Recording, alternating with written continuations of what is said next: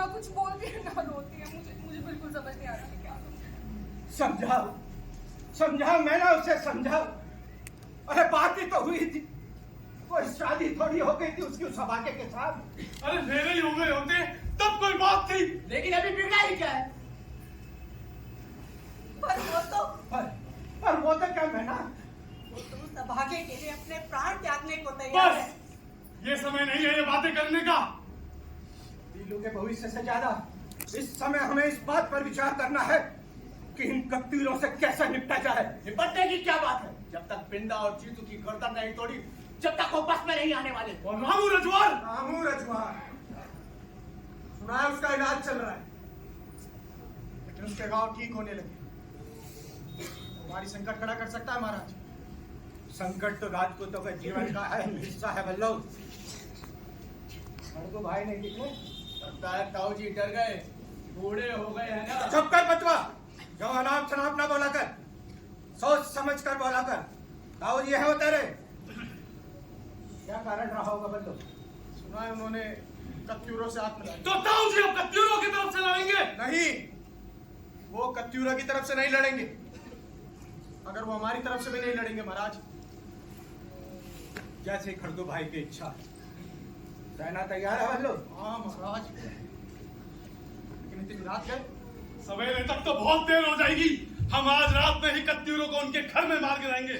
माँ, तीलू से कहो कि तिलक की थाली तैयार करे। थाली तैयार है भैजी।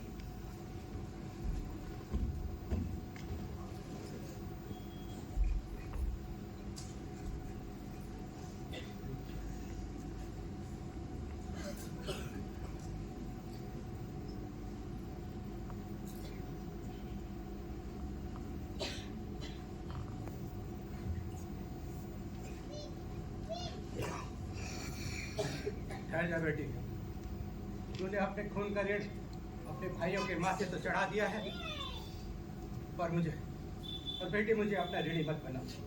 है ना?